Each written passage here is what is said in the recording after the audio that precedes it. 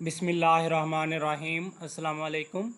Real analysis के आज के लेक्चर में हम रायमन स्टीलजिस इंटीग्रल पे बात करेंगे। इससे पहले हमने रायमन इंटीग्रल के बारे में पढ़ा और आज हम क्या डिस्कस करेंगे, रायमन स्टीलजिस इंटीग्रल।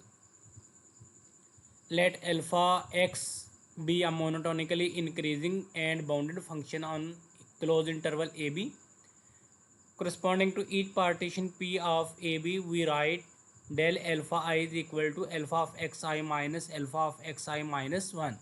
यानी इससे पहले हम रायमन इंटीग्रल के बारे में पढ़ चुके हैं। वहाँ पे हम सब इंटरवल की लेंथ किस तरह निकालते थे। यानी अगर हम डेल एक्स आई कैलकुलेट करना होता था तो एक्स आई में से एक्स आई माइनस 1 माइनस करते थे। लेकिन यहाँ पे क्या है कि डेल एल्फा आई, यानी इसकी हमने ये डेल एल्फा आई कैलकुलेट करना हो तो alpha of x I minus alpha of x I minus 1 करेंगे। और यहाँ पे हमें क्या है, उसमें जस्ट एक फंक्शन एफ दिया होता था, लेकिन इसमें साथ ये है कि एक फंक्शन एफ भी होगा और साथ एक alpha of x monotonically increasing function होगा उसी इंटरवल ए बी के अंदर। Let f be a real and bounded function on a b. एक फंक्शन एफ भी है इसी इंटरवल यानी ए बी, इसमें वो बाउंडेड भी है और रियल वैल्यूड है, यानी ये कम्प्लेक्स वैल्यूड फंक्शन नहीं है, इसकी इनपुट और आउटपुट जस्ट रियल वैल्यूज़ होंगी। Put you P F alpha. Riemann integral में हमने क्या पढ़ा था कि हम जब अपर सम कैलकुलेट करते थे तो हम हर सब इंटरवल के लेंथ को उसके सुप्रीमम से मल्टीप्लाई करते थे और लोअर सम में हर सब इंटरवल की लेंथ को उसके इन्फीमम से मल्टीप्लाई करते थे। लेकिन रायमन स्टीलजिस इंटीग्रल में हम क्या करेंगे, जब अपर सम कैलकुलेट करना होगा तो सुप्रीमम को यानी ith इंटरवल के या हर सब इंटरवल के सुप्रीमम को हम मल्टीप्लाई करेंगे डेल एल्फा आई से। डेल एल्फा आई कैसे कैलकुलेट करेंगे, जो सब इंटरवल होगा उसके एंड पॉइंट पे माइनस जो सब इंटरवल का फर्स्ट पॉइंट होगा उस पे, और इन दोनों का डिफरेंस किसके इक्वल आएगा, डेल एल्फा आई के इक्वल। तो ये हमारे पास अपर सम आएगा।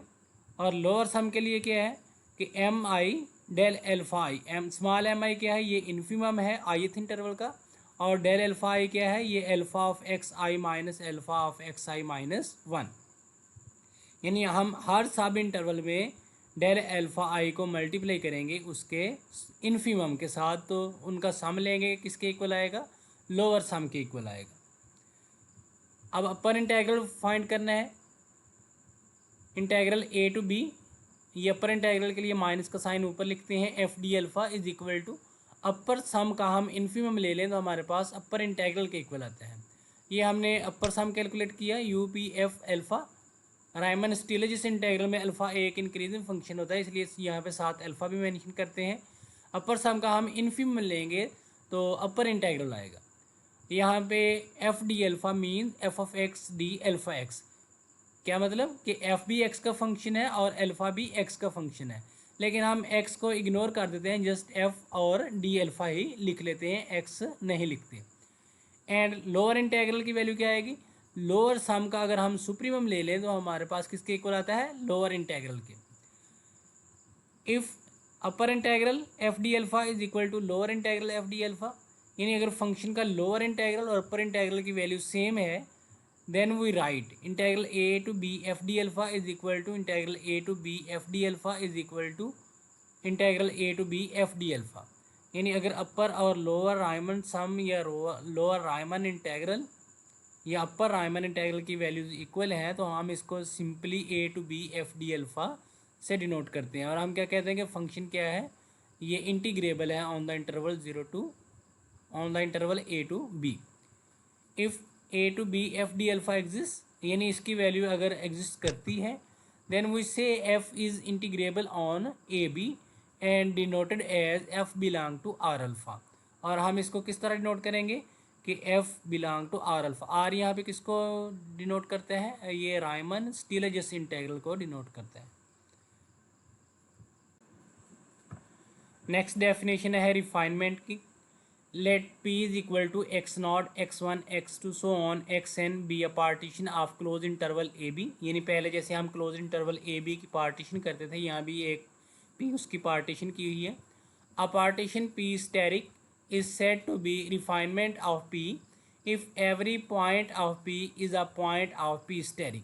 यानी इसी रिफाइनमेंट में हम यानी इसी पार्टीशन में हम कुछ पॉइंट इंसर्ट कर दें, यानी ये पॉइंट भी हों और कुछ एक्स्ट्रा पॉइंट्स ऐड कर दें, तो जो नई पार्टीशन बनेगी वो इस पार्टीशन की क्या बन जाएगी, रिफाइनमेंट बन जाएगी। यहाँ पे हम ये भी कह सकते हैं कि P is contained in P asterisk, यानी हर एलिमेंट जो P का होगा वो P स्टेरिक का भी होगा। For example P is equal to x0 x1 x2 x3, यानी एक पार्टीशन मैंने ली जिसमें जस्ट 4 एलिमेंट है। फॉर एग्जांपल ये लिए, यहाँ पे ये मैंने ड्रॉ भी किए x0 x1 x2 x3। अब ये P स्टेरिक क्या है, रिफाइनमेंट करने लगे, यानी इसमें हम कुछ पॉइंट्स और इंसर्ट कर देते हैं। तो यहाँ पे एक पॉइंट मैंने इस x0 प्राइम x1 x2 और यहाँ पे एक पॉइंट, यानी 2 पॉइंट मैंने इंसर्ट किए। एक किया जा सकता है, 2 किए जा सकते हैं, 2 से ज़्यादा भी किए जा सकते हैं। अब यहाँ से आप देख सकते हैं कि P के जितने भी एलिमेंट्स हैं वो P स्टेरिक में भी हैं। x0 भी इसमें है, x1 भी इसमें है, x2 भी इसमें है, x3 भी इसमें है। लेकिन P स्टेरिक में क्या है कि P की निस्बत ज़्यादा पॉइंट्स हैं, यानी x0 प्राइम और x2 प्राइम ज़्यादा पॉइंट्स हैं। तो यहाँ से हम लिख सकते हैं P is contained in P asterisk. P asterisk क्या हो जाएगी, रिफाइनमेंट हो जाएगी P की। नेक्स्ट डेफिनेशन है कॉमन रिफाइनमेंट की। Let P1 P2 be two partition of AB, यानी AB क्लोज इंटरवल की हमने 2 पार्टीशन बनाई, यानी जब हम सब इंटरवल की लेंथ जो है वो डिफ़र करेंगे तो वो पार्टीशन भी उस हिसाब से डिफ़र होगी। सपोज़ हमने एक बार P1 पार्टीशन बनाई और एक बार P2 पार्टीशन बनाई, then P is equal to P1 union P2, यानी इन दोनों का यूनियन ले लें, यानी जो पॉइंट P1 में है और जो पॉइंट्स P2 में है दोनों को इकट्ठा मिला लें, यानी एक सेट में लिख लें, तो इन दोनों की क्या बन जाएगी, कॉमन रिफाइनमेंट बन जाएगी। यानी P में ये P1 के एलिमेंट्स भी होंगे और P में P2 के एलिमेंट्स भी होंगे। For example P1 is equal to, यानी एक पार्टीशन मैंने लिया है x0 x1 x2 x3 x4 और एक पार्टीशन लिया मैंने P2 is equal to x0 prime x1 prime x2 prime. इसमें और भी पॉइंट्स ऐड किए जा सकते हैं, यानी x4 प्राइम x6 प्राइम, लेकिन यहाँ पे यही कंसीडर किए हुए हैं कि ये एक P1 पार्टीशन है और ये एक P2 पार्टीशन है। यहाँ पे ये P1 के पॉइंट्स ड्रॉ कर दिए और ये P2 के पॉइंट भी ड्रॉ कर दिए। P is equal to P1 union P2, यानी P में अब P1 के भी पॉइंट्स आएंगे और P2 के भी पॉइंट्स आएंगे। यहाँ पे जैसे मैंने ये ड्रॉ किया हुआ, पहले x0 है, फिर x0 प्राइम x1, फिर x1 प्राइम x2 x3 और x2 प्राइम एंड x4, यानी ये P1 यूनियन P2 दोनों के पॉइंट्स मिला के एक एक्सिस पे लिख दिए।